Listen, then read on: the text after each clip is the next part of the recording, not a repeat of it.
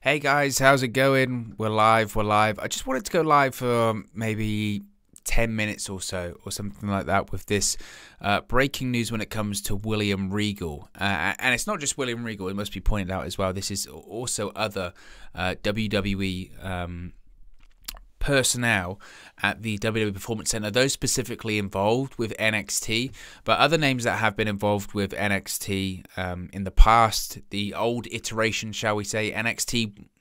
It's not 1.0, because even though this is called NXT 2.0, the current version, it's kind of like NXT 3.0, really, if you consider that first game show version of NXT that was on Sci-Fi back in the day, and then the NXT 2.0 was really when they first moved to Full Sail. This is technically NXT 3.0 if you really want to get nitty-gritty about it, I suppose. But that's not the news we're talking about here. We're talking about WWE releasing several names at the Performance Center. And this time, it's not no talent. No talent has been released by WWE at this time. I'm sure that will continue in the future, it must be said, but as of right now, no talent from NXT has been released. But it's significant, and it's a reason I wanted to go live, because it's some really high profile and some names that have a lot of authority when it comes to NXT, especially the old version, the previous iteration of NXT. Really, some of the people that helped build and develop and grow the NXT brand as we previously knew it are no longer, not only with NXT, but no longer with the company at all, no longer with WWE. One such name is William Regal. So this was a statement that WWE issued to a lot of pro wrestling websites, a lot of websites in general. This is what it said.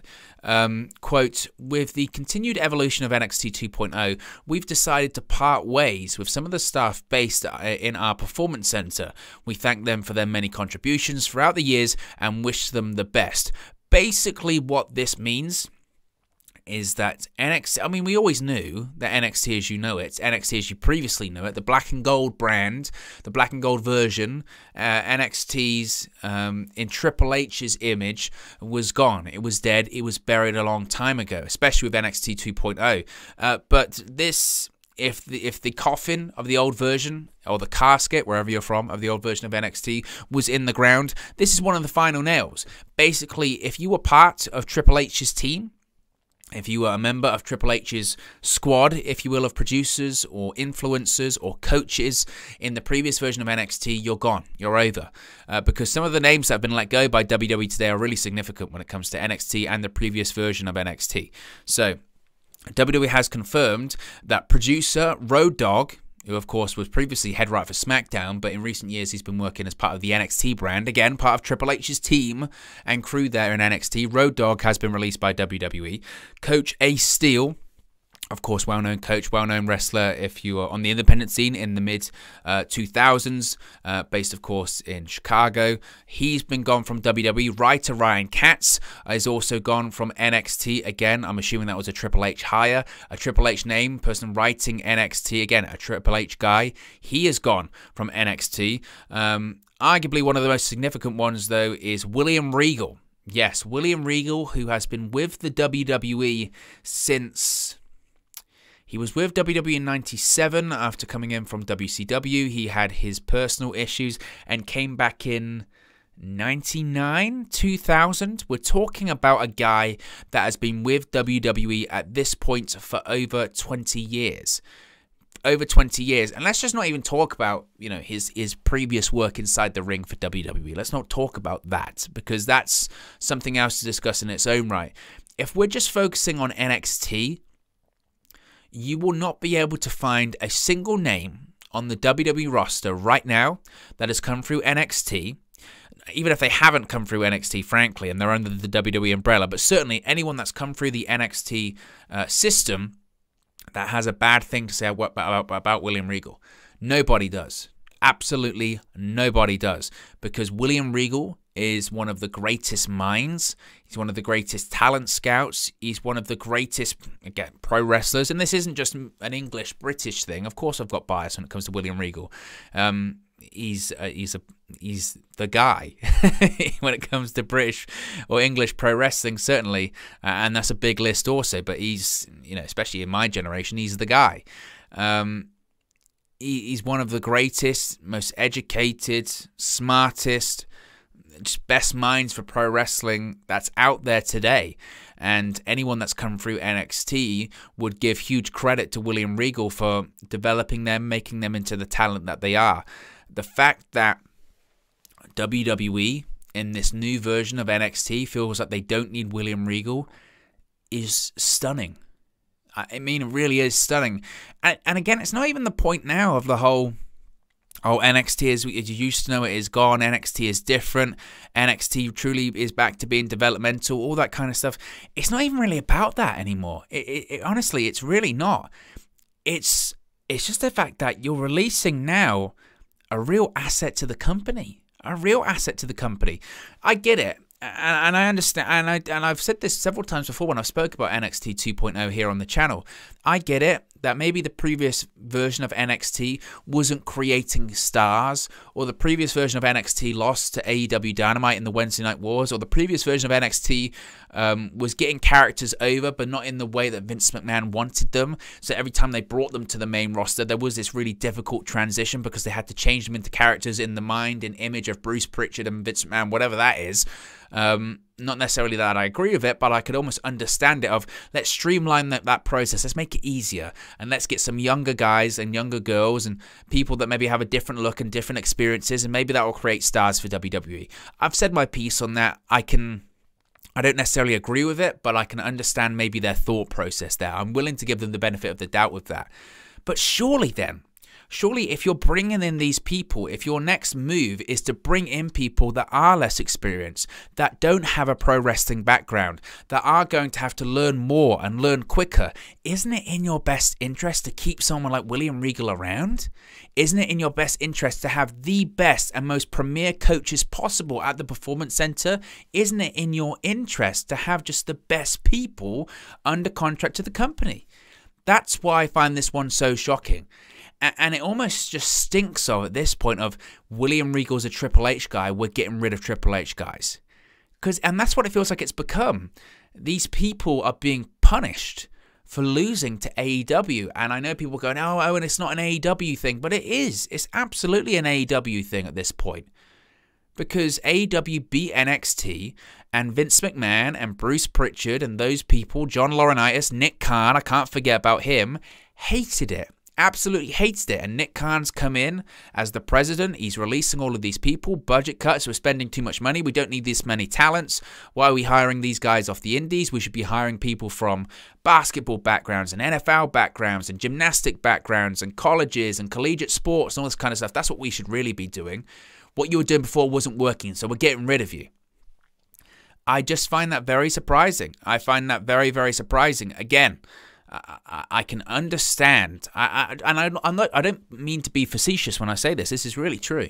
I can understand WWE's logic or thought process of why they would want to rebrand NXT. I can understand their thought process of why they want to move towards younger talent.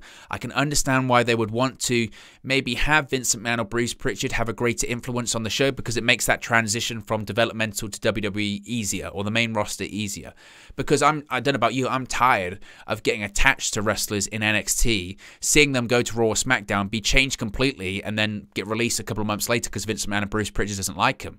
I'd rather get attached to someone whereby when they move to Raw or SmackDown, they don't change at all and they don't get released. I would much rather have that. So I can understand that logic. But as I mentioned, the idea that you would then release someone who is arguably even more valuable right now than they were previously, because of the expertise and the experience that they have. If anything, he's even more valuable right now, William Regal, than he ever was before, because you need experience right now. You need people. You need people in there that are going to be able to teach you. And again, it feels far more political than that. And I don't know. That's speculation on my part, and maybe that's wrong. But it does feel more political at this point, doesn't it? And what must Triple H be thinking? What must Triple H be thinking? The brand he helped grow and developed, it's not the same anymore. They might as well not call it NXT. Call it something else. Call it WWE Next in Line, like that thing's called. I wouldn't be surprised if they called it that. Honestly, I wouldn't be surprised if the next thing goes to the name, because it's not NXT anymore. NXT's gone. NXT's dead and buried. It's over. Call it something else. And all of those people that helped build it and grow it and develop it, it was nice while it lasted. Now, as for what's next for William Regal, don't expect him to be wrestling anytime soon, because he's not. He's retired.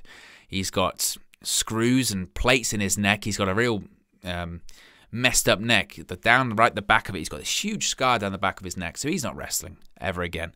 And again, I know people will, why are you trying to get everyone from WWE to go to AEW? If someone like William Regal becomes available to you in a coaching, in a scouting, in a whatever capacity, you bring him in tomorrow. And it's different for Performance Center people as well. As far as I'm aware, they're not linked to 90-day non-compete clauses. Again, I don't know. That might be confirmed. But if I'm AEW, if I'm Bryan Danielson, if I'm CM Punk, who have great relationships with William Regal, I'm calling him up tomorrow. I'm calling him up now and saying, huge mistake. Do you want to come into AEW? We need good coaches. We need experience. Because that is one of the big critiques of AEW that I agree with. That some of the things in AEW are illogical and they don't make sense. And when you do have more experienced people come in that know how to do it properly, or know how to make a match make sense, or make a storyline make sense, like a Bryan Danielson, like a CM Punk, it's night and day. So bringing someone in like William Regal to be working behind the scenes, or to be working at even the Nightmare Factory, or on the Dark tapings, or whatever it may be, that would be huge. That would be absolutely huge for AEW. So it's shocking. It's a really shocking one, because he's Triple H's right-hand man, but I think it almost speaks bigger volumes, doesn't it, about Triple H's status when it comes to NXT right now. And for sure, don't worry. I mean, Triple H ain't going anywhere anytime soon. He might have lost a ton of power and his responsibilities might have changed, but it's just crazy, isn't it? It's really crazy. With all of the rebranding and revamping and redeveloping that was going on with NXT, I'm not sure I saw this one coming, it must be said. People like Road Dogg going, it is what it is, and don't get me wrong, it's never nice to see anyone lose their job, ever. But the Regal one surprised me. Another surprising one was that Dave Kapoor, the former Ranjin Singh, has also been let go from WWE. This one was confirmed by WWE to Fightful. Now, I don't have the exact timeline on this, but I know that Dave Kapoor used to be the head writer for Monday Night Raw. Now, I don't know when or when that stopped, but he was the head writer for Monday Night Raw for a long period of time. And again, I don't know if he was writing for NXT at this point. I'm assuming, considering he's lumped in with these Performance Center cuts, then he would have been involved in that. But even again, this is a guy, when people say, Dave Kapoor, Ranjin Singh, they go, what, Great Khali's manager? The guy was way more influential than that. You might think of, the guy that just said the Great Khali says and did the dancing and all that with him, but he did way, way, way more than that. And that one, again, is surprising, because that's a guy that's been there a really, really long time. And again, not wanting to get too sort of tinfoil hat conspiracy theory here, but what do you do if you're Nick Khan and you're trying to get as much power as possible in the company? What do? You take away guys that have a little bit of power and you soak it up. And that's what it feels like. That's what it feels like. It's a real shocking and surprising bit of news. Now, another release from the NXT personnel cuts was Scott Armstrong. Of course, was former WWE referee, former WWE producer, and again, for the last year or so, had been working in NXT with Triple H. I believe he was initially let go by WWE when it comes to last year, or the prior year rather, when it came to the pandemic and those furloughs, and eventually he came back. He got his job back as an agent, went back to NXT. I believe he may have become like the timekeeper for the show, maybe time the show in as well, but he's also gone. So it's a really significant and I guess interesting period for NXT right now. And I was never the biggest NXT guy for the last, even before it was revamped. Once it got moved to Wednesdays on USA, I kind of dropped off a little bit anyway. But certainly now I have no connection. no connection to this version of NXT, it must be said. Really no connection. And again, I said I was only going to go live for 10, 15 minutes here just to sort of discuss it briefly, but I'm sure tomorrow we'll discuss this again, because I think also, I don't think this is the end. I think we'll hear more names that are going to be released this evening, and I think it's going to be something that continues, and it is very sad. We'll get a couple of your comments briefly before we wrap things up. Bradley says, it should go up. What's going on there? See, this is when you try and set things up at the last second. Why are you using a Man of Two Swords version of William Regal? That's him. It's great lighting, Bradley. It's great lighting. Darth Thor says, I don't know what is going on with this thing. It's got a mind of its own. Regal was a core piece of the mid-card back in the Attitude Era. Excellent worker in the ring. Reminds me of a lot of people like Dean Malenko. Yeah, again, as I mentioned, it's a... you know, we're talking just at the moment about his... time as an NXT official, backstage coach, producer, talent scout. But again, if you want to talk about it even more, like again, his career, he's the guy, isn't he? Certainly in my generation, I think most generations of wrestling fans have their sort of British hero, if you will. For me, it was always William Regal. Every time I went to a pro wrestling event and William Regal was there, the guy got the biggest pop of the night. He's like God over here when it comes to pro wrestling. So it's a shame. It is a shame and it's sad, but I think, as I mentioned, William Regal will be someone else's pickup. If I'm AEW, I'm calling him today. I'm calling him right now. And I'm saying, I don't know why they let you go, but it's the biggest mistake of their life. We need experience here. We need people who know what they're doing. We need people that have great minds, have experience, and can really help develop some of our young guys we've got here. You'd be a fool. You'd be an absolute fool not to bring William Regal in. And I wouldn't be surprised, as I mentioned, certainly someone like Bryan Danielson, who's got a huge history of William Regal. Of course, William Regal trained or helped train Bryan Danielson. I'd be shocked if William Regal doesn't start working for AEW in a capacity there. So we'll see. We'll see. Anyway, guys, look, as I mentioned, it's going to be a brief one, a short one. I'll speak to you again very, very soon. Peace.